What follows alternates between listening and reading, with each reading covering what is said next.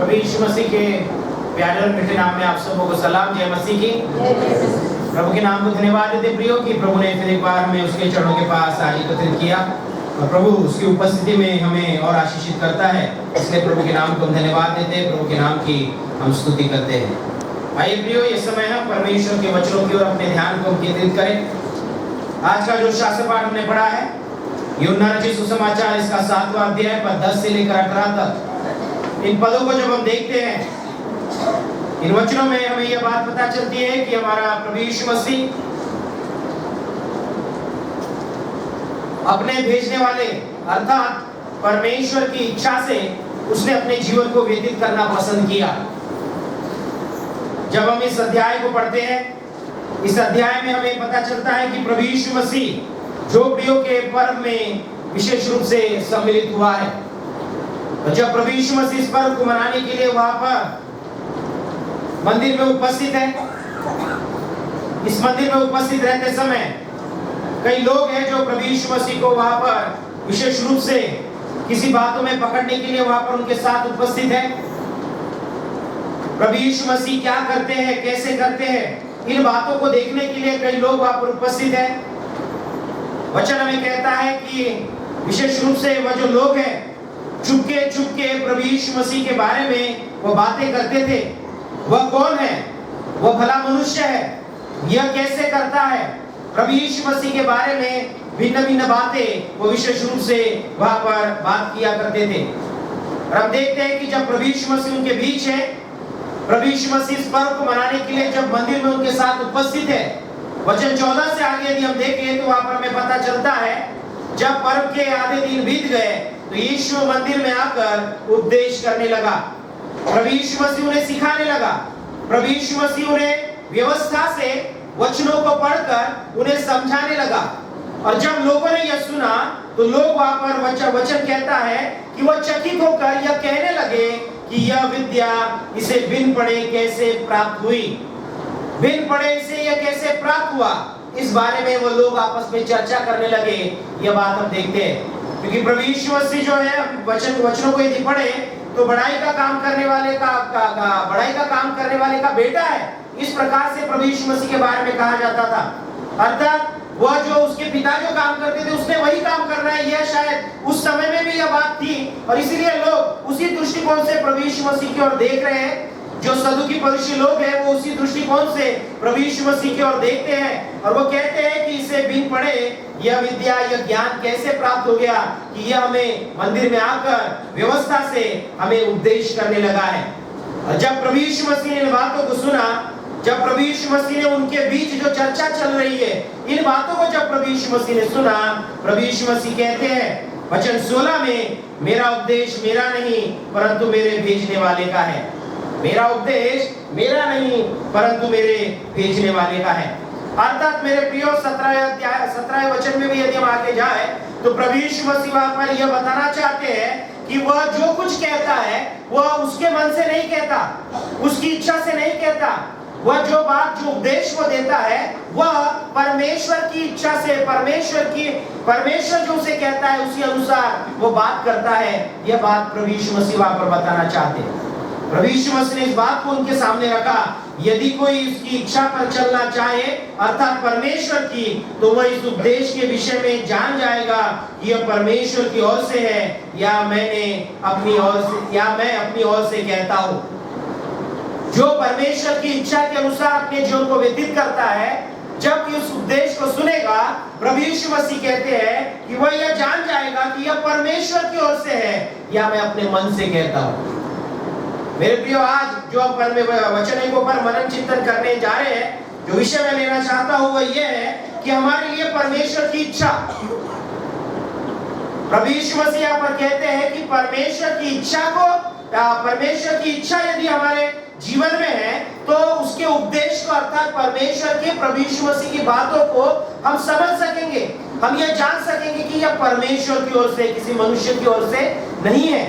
यदि मनुष्य की ओर से है तो यह भी परमेश्वर में बताएगा क्योंकि हम परमेश्वर की इच्छा के अनुसार अपने जीवन को व्यतीत कर रहे हैं। परमेश्वर की इच्छा को हमने जाना है परमेश्वर की इच्छा को हमने समझा है, और इसीलिए मेरे प्रियो हमें परमेश्वर की इच्छा अपने जीवन में समझनी, हमें परमेश्वर की इच्छा अपने जीवन में जानना बहुत जरूरी है।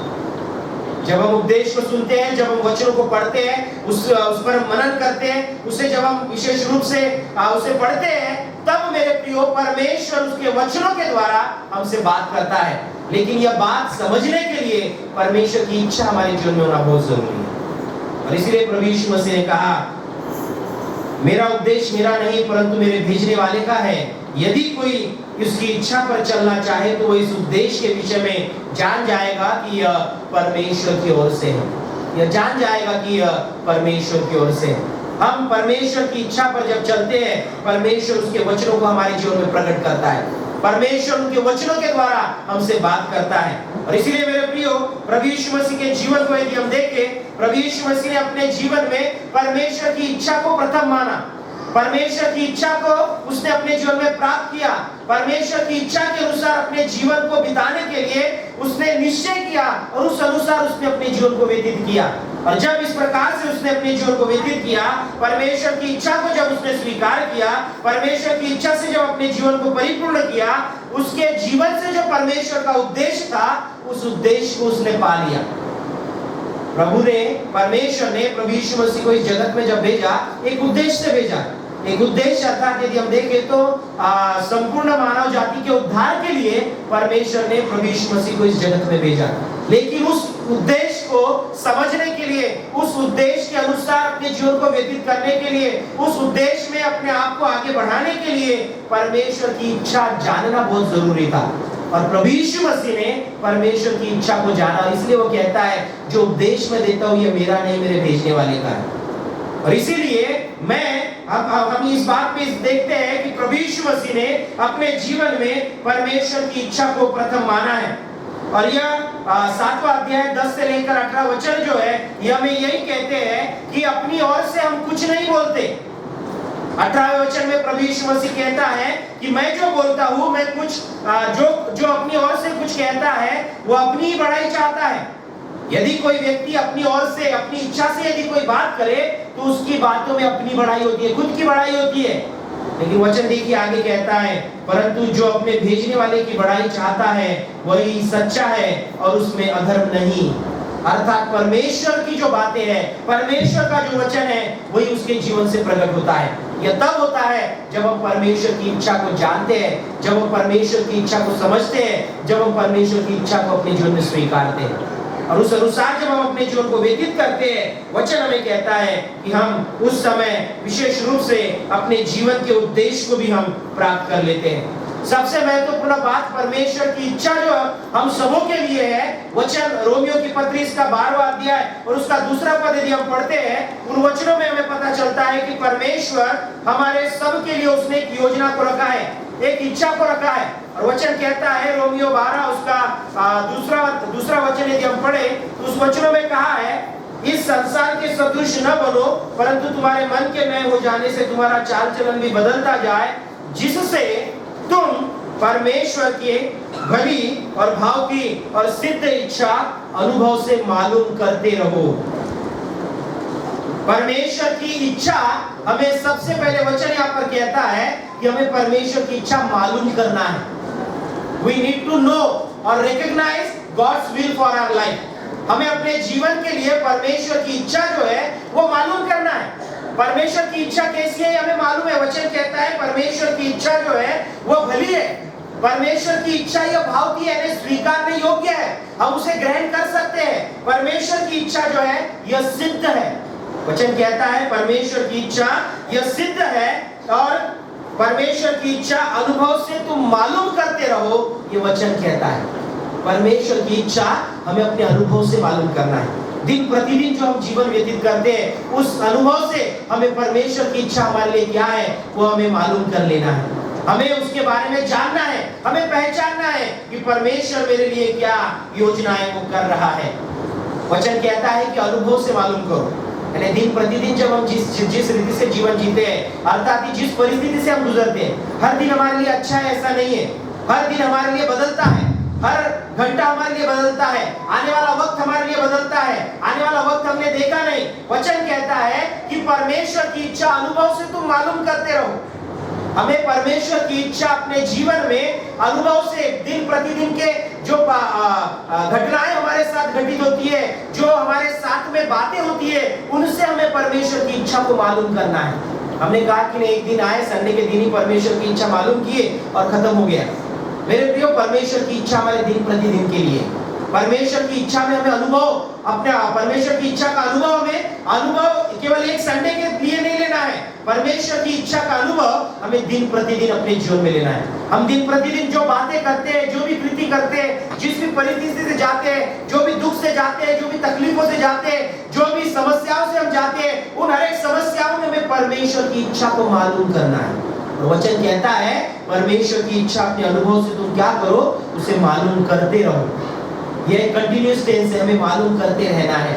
हमें अपने जीवन में परमेश्वर की इच्छा को जानना है, समझना है। एक दिन के लिए परमेश्वर की योजना हमारे लिए नहीं है, ये वचन हमें यहाँ पर बताना चाहता है। वचन कहता है, यदि हम नीति वचन उसका 3 अध्याय 6वां पद यदि हम देखें, वचन हमें कहता है कि उसी को स्मरण करके सब काम करना।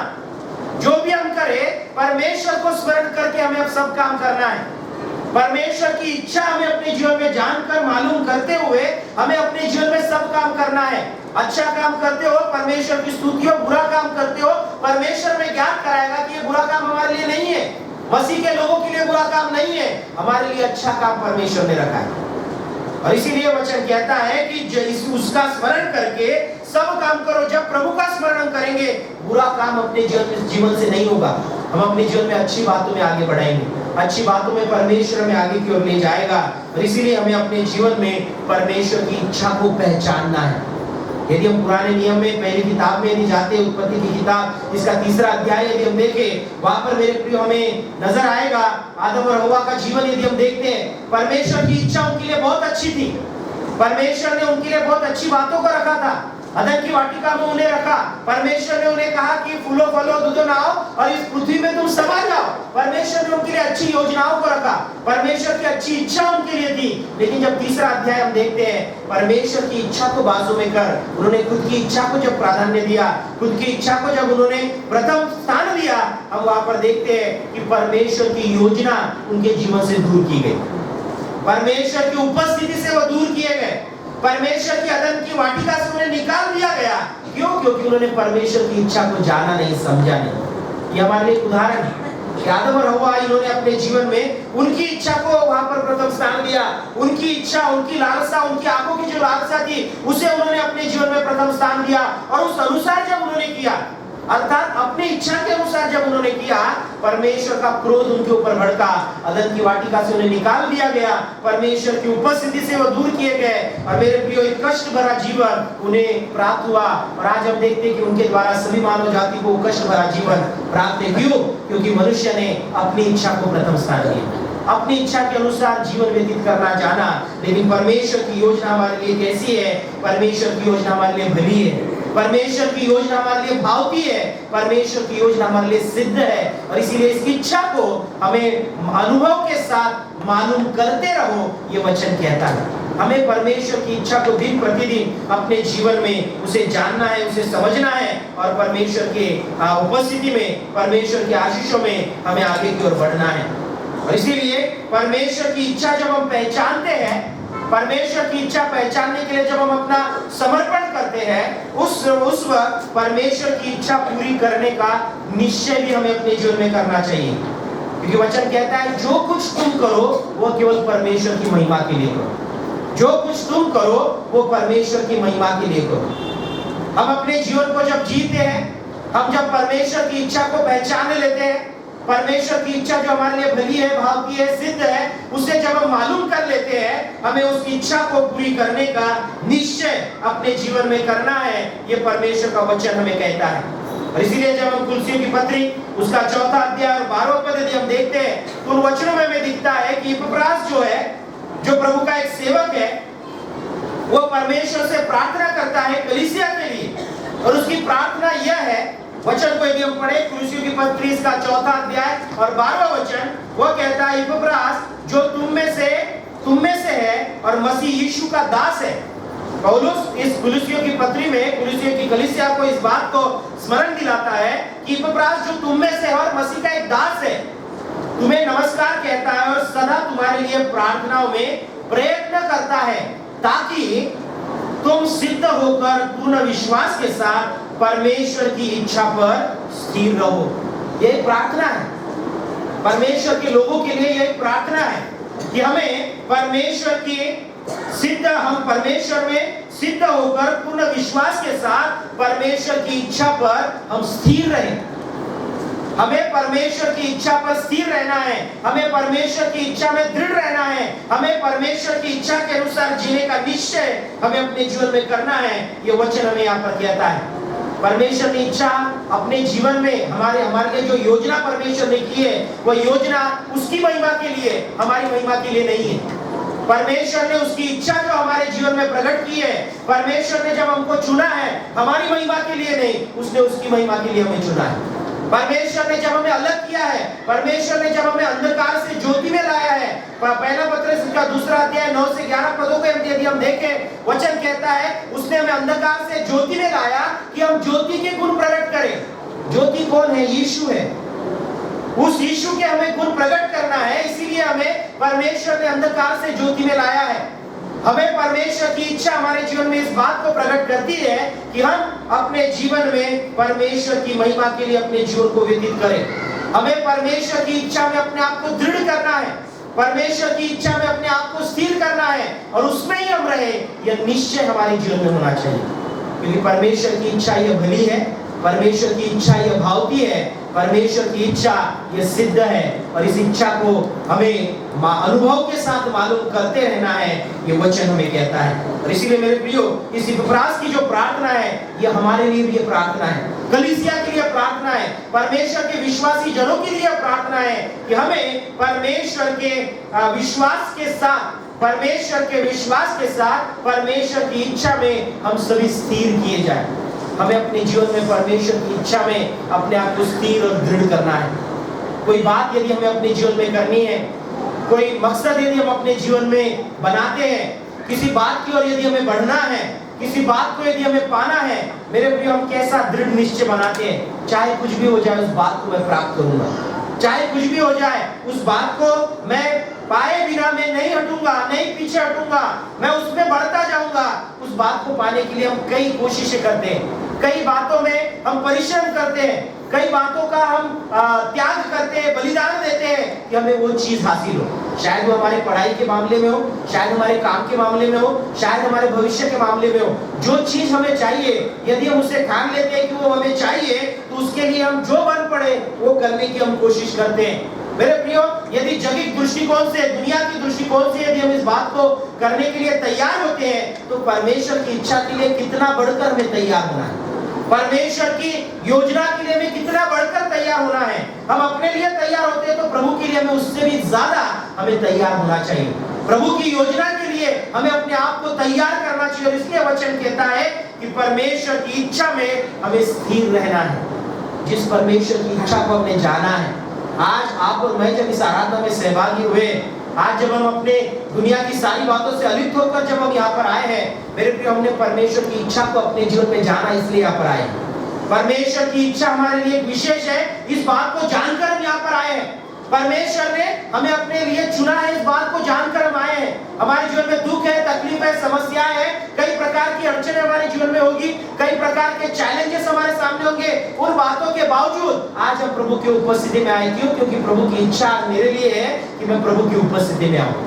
इस बात को हमने जाना है, इस बात को हमने समझा है। परमेश्वर की भली भावती और सिद्ध इच्छा मेरे लिए है, इस बात को हमने ग्रहण किया। इसलिए आज हम सारी दुनिया की बातों से अलिप्त होकर आज प्रभु के पास में आए। हमारा सब टेंशन बाजू में रखकर हम प्रभु के पास में आए। हमारी सारी चिंताएं बाजू में रखकर आज हम प्रभु के पास में आए। हमारे दुनिया की तमाम जो भी समस्याएं होगी, उन बातों को बाजू में कर हम आज प्रभु के पास आए। क्यों? क्योंकि आज प्रभु की इच्छा मेरे लिए है मैं उसकी आराधना करूं। आज प्रभु की इच्छा मेरे लिए है कि मैं उसका गुणगान गाऊं। आज प्रभु की इच्छा मेरे लिए है कि मैं उसके साथ अपने समय को व्यतीत करूं। ये हमने जाना, समझा, पहचाना और इसीलिए आज हम प्रभु की उपस्थिति में आए। और इसलिए वचन कहता है कि हमें उस परमेश्वर की इच्छा में अपने आप को स्थिर रखना है। लोगों को दिखाने के लिए हम चर्च नहीं आते, लोगों को दिखाने के लिए हम आराधना में सम्मिलित नहीं होते, हम परमेश्वर के लिए सम्मिलित होते हैं, परमेश्वर की महिमा के लिए हम सम्मिलित होते हैं। और इसलिए वचन कहता है जो कुछ तुम करो वो सब परमेश्वर की महिमा के लिए हो। और मेरे प्रियो, आज हम परमेश्वर की महिमा के लिए ही यहाँ पर आए हैं। और इसलिए वचन कहता है हमें अपने जीवन में यदि विशेष रूप से प्यास लगती है तो हम पानी की ओर दौड़ते हैं। यदि हमें अपने जीवन में भूख लगती है तो हम खाने की ओर दौड़ते हैं। हम ऐसा करते हैं कि हमें प्यास लगी है तो हम विशेष रूप से किसी पत्थर को लेकर उसमें पानी ढूंढते बैठे। हमें भूख लगती है तो हम किसी चीज को लेकर, जो खाने की चीज है उसे लेकर हम खाना खाने की कोशिश करते हैं। हम जब प्यास लगे तो हम पानी की ओर ही जाते हैं। हमें जब भूख लगे तब खाने को ही हम ढूंढते हैं, खाना ही हम खाते हैं। उसी रीति से मेरे प्रियो, जब हम इस जगत में हैं, परमेश्वर की इच्छा के लिए हम इस जगत में हैं। परमेश्वर की इच्छा ही हमारे लिए प्रथम होनी चाहिए।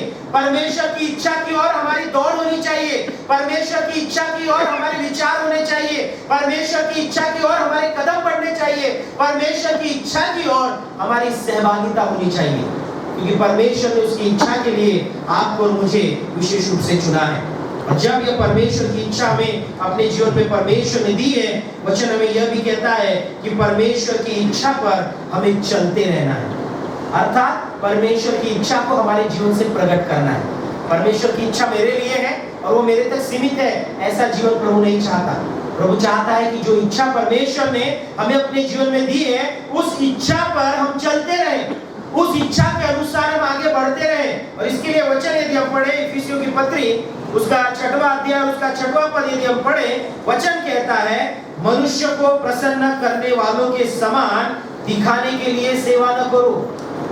मनुष्य को प्रसन्न करने वालों के समान दिखाने के लिए सेवा न करो, पर मसीह के दासों के समान मन से परमेश्वर की इच्छा पर चलो। मन से परमेश्वर की इच्छा पर चलो, ये वचन कहता है।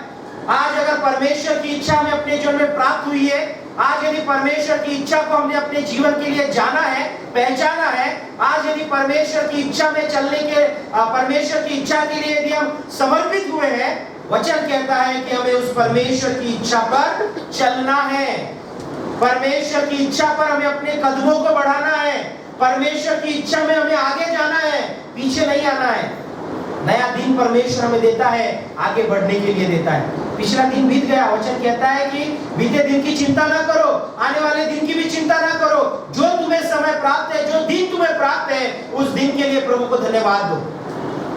इस वचन के अनुसार मैं कहूंगा कि उस दिन में परमेश्वर की इच्छा पर चलो, क्योंकि वचन कहता है कि मसीह के दासों के समान मन से परमेश्वर की इच्छा पर चलने वाले बनो। आज आप और मैं परमेश्वर के चुने हुए लोग हैं। आज परमेश्वर के दास दासी हम हैं, परमेश्वर के विश्वासी जन हम हैं। और वचन कहता है कि मन से परमेश्वर की इच्छा पर हमें चलना है, हमें चलने वाला बनना है। याकूब की पत्री में यदि हम देखते हैं, वचन कहता है कि केवल सुनने वाले मत बनो, क्योंकि सुनने वाले ऐसे होते हैं कि जो आईने में अपने आप को देखते हैं और भूल जाते हैं कि मैं कैसे दिखता था, और फिर आकर वो आईने में अपने आप को देखते हैं कि अब मैं कैसा दिखता हूँ। वचन कहता है कि जो तुम सुनते हो उस अनुसार तुम चलने वाले बनो। और इसीलिए वचन कहता है परमेश्वर की इच्छा को यदि हमने जाना है, समझा है, तो हमें अपने जीवन में परमेश्वर की इच्छा के अनुसार अपने जीवन को व्यतीत करना हमें निश्चित रूप से आना चाहिए। परमेश्वर की इच्छा अनुसार हमें अपने जीवन में चलना है, आगे बढ़ना है। मनुष्य को प्रसन्न करने वालों के समान दिखाने के लिए सेवा न करो, दिखाने के लिए जीवन व्यतीत न करो, दिखाने के लिए चाल चलन न रखो, लेकिन परमेश्वर की महिमा के लिए मन से परमेश्वर की इच्छा पर चलो। यही वचन हमें विशेष रूप से ज्ञान कराता है। तो इसीलिए परमेश्वर की इच्छा को हम जाने, परमेश्वर की इच्छा को हम अपने जीवन में स्वीकार करें, परमेश्वर की इच्छा के अनुसार हम चलने का प्रयत्न करें, ये वचन हमें बताता है। परमेश्वर के वचन के अनुसार हम चलते रहे, ये वचन हमें बताता है। और इसलिए कुलुसी की पत्री उसका पहला अध्याय और उसका 9 और 10 वचन यदि हम पढ़ते हैं, 4 आशीष हमें परमेश्वर की इच्छा के अनुसार यदि हम चलते जाएं, परमेश्वर के पहचान में, उसकी इच्छा की पहचान में यदि हम परिपूर्ण हो जाए, तो हमें 4 आशीषें प्राप्त होती है। वचन 9 और 10 यदि पढ़े, कुलुसी की पत्री इसका पहला अध्याय 9 और 10 वचन कहता है, इसलिए जिस दिन से यह सुना है, हम भी तुम्हारे लिए प्रार्थना और विनती करना नहीं छोड़ते कि तुम सारे आत्मिक ज्ञान और समझ सहित परमेश्वर की इच्छा की पहचान में परिपूर्ण हो जाओ। परमेश्वर की इच्छा की पहचान में तुम परिपूर्ण हो जाओ, ताकि तुम्हारा चाल चलन प्रभु के योग्य बने। ये पहली आशीष है। जब हम परमेश्वर की इच्छा में परिपूर्ण हो जाते हैं, परमेश्वर की इच्छा को पहचान लेते हैं, परमेश्वर की इच्छा को अपने जीवन में स्वीकार करते हैं, परमेश्वर की इच्छा के अनुसार जब हम चलते हैं, वचन कहता है कि हमारा चाल चलन प्रभु के योग्य बनता है। प्रभु हमें स्वीकार करे ऐसा जीवन हमारा बनता है। दूसरी बात कही, वह सब प्रकार से प्रसन्न हो। यानी जब हम परमेश्वर की इच्छा के अनुसार चलते हैं, परमेश्वर हमारे जीवन से प्रसन्न होता है। परमेश्वर का जीवन हमारे लिए भावता बनता है। हमारा जीवन जो है वो परमेश्वर को ग्रहण योग्य हमारा जीवन बनता है। और वचन कहता है कि तुम्हारा चाल चलन जो है वो प्रभु के योग्य होता है, वह सब प्रकार से प्रसन्न होता है, तुम में हर प्रकार के भले काम का फल लगता है। हम में हर एक भले काम का फल जो है परमेश्वर की इच्छा के अनुसार अपने जीवन में प्राप्त होता है। परमेश्वर ने जो बीज हमारे जीवन में बोया है, परमेश्वर ने जो उद्धार हमें अपने जीवन में दिया है, हमारे जीवन से उद्धार के कार्य जो है वो प्रकट किए जाते हैं। हमारे जीवन से उद्धार की बातें जो है वो हमारे जीवन से प्रकट होती है। इसलिए वचन कहता है कि हर प्रकार के भले कामों का फल हमारे जीवन में हमें लगता है, हमें अपने जीवन में प्राप्त होता है।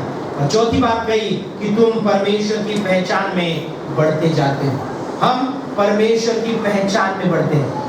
जब प्रभु की इच्छा पर हम चलते हैं, हमारे जीवन से परमेश्वर की पहचान औरों को होती है। हमारे जीवन से परमेश्वर को लोग पहचानने लगते हैं। हमारे जीवन में परमेश्वर को लोग देखने लगते हैं। हमारे जीवन से परमेश्वर को लोग जो है वो विशेष रूप से उनसे जानने लगते हैं कि इनका परमेश्वर कैसा है, इनका प्रभु यीशु मसीह कैसा है। जब हम परमेश्वर की इच्छा पर चलते हैं, ये आशीषें हमारे जीवन में प्राप्त होती है, यह गवाही हमारे जीवन से प्रकट होती है। सो मेरे प्रियो, परमेश्वर की इच्छा हमारे जीवन में हमें प्रथम रखना जरूरी है। हमारे जीवन के उद्देश्य को समझने के लिए परमेश्वर की इच्छा पर चलना जरूरी है। हमारे जीवन से हर एक प्रकार के भले काम प्रकट हो, इसलिए परमेश्वर की इच्छा हमारे जीवन में होना जरूरी है। परमेश्वर की पहचान हमारे जीवन से प्रकट हो, इसलिए प्रभु की इच्छा पर हमें चलना जरूरी है। और इस रीति से हम प्रभु की महिमा के लिए अपने जीवन को व्यतीत करते हैं। आज हम यहाँ पर परमेश्वर की इच्छा के लिए आए, परमेश्वर की इच्छा के अनुसार हम यहाँ पर आए, और परमेश्वर चाहता है कि हमारे द्वारा उसकी पहचान औरों को हो। हमारे द्वारा प्रभु यीशु मसीह को और भी लोग जान सके। हम केवल चर्च में आए उन लोगों के बीच नहीं, हम जहाँ रहते हैं वहाँ पर, हमारे पड़ोसियों के बीच, हम जहाँ काम करते हैं, हमारे उन विशेष रूप से सहकर्मियों के बीच, हम जहाँ चलते हैं, फिरते हैं, उठते हैं, बैठते हैं, उनके बीच प्रभु यीशु मसीह की पहचान हमारे जीवन से हो। इसीलिए हमें परमेश्वर की इच्छा में आगे बढ़ना है। इसीलिए हमें परमेश्वर की इच्छा को जानना है, पहचानना है, और परमेश्वर की इच्छा के अनुसार हमें अपने जीवन को व्यतीत करना है। और इसीलिए प्रभु ने आपको और मुझे चुना है। सो परमेश्वर करे कि उस परमेश्वर की इच्छा को हम अपने जीवन में समझें।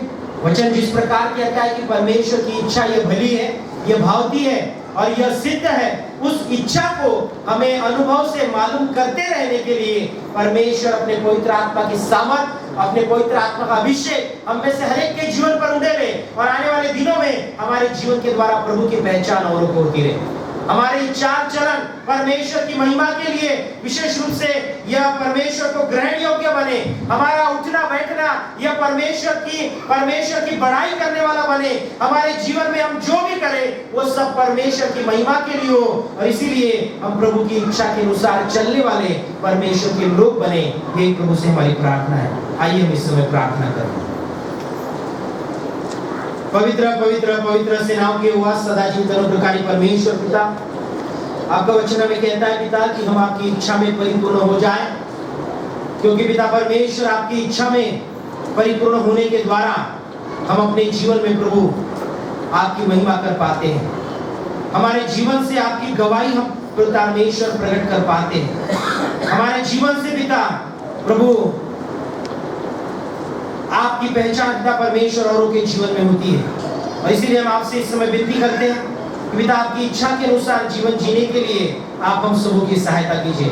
हम आपके चुने हुए लोग हैं, आपकी अगुवाई में बढ़ने वाले आपके विश्वासी जन हैं, और प्रभु आप चाहते पिता कि प्रभु हमारे जीवन के उद्देश्य को हम समझे, इस जगत में आपने हमें क्यों भेजा है, हम क्यों इस जगत में हैं, इस बात को हम समझे। और प्रभु जी, हम पिता परमेश्वर अपने जीवन के द्वारा आपकी महिमा करें प्रभु। यह प्रभु हमें अपने जीवन में प्राप्त हो, ऐसी कृपा आप करें, हम आपसे विनती करते हैं। हम चाहते पिता कि आपकी इच्छा को हम जाने पहचाने, उसे स्वीकार करें और उस अनुसार अपने जीवन को व्यतीत करें। क्योंकि प्रभु ऐसा करने से हम प्रभु पिता परमेश्वर अपने जीवन से हर प्रकार के भले कामों को प्रकट करेंगे। हम अपने जीवन में पिता परमेश्वर आपकी महिमा को करेंगे और प्रभु आपके आशीषों को और भी बहुत आज से हम प्राप्त करेंगे। हमारे इस कलीसिया को हम आपके हाथों में देते हैं। हमारे कलीसिया को आपकी इच्छा में आगे बढ़ने के लिए आप आपकी सहायता करें। आपकी इच्छाओं को प्रभु हमारे कलीसिया में आप प्रकट करें और आने वाले दिनों में प्रभु आपकी महिमा हमारे कलीसिया से होने दें। सारा आदर सारी महिमा आपको देकर इस प्रार्थना को प्यारे खुदा यीशु मसीह के नाम से मांगते हैं। सुने और बढ़ जाए से कबूल कीजिए। आमीन।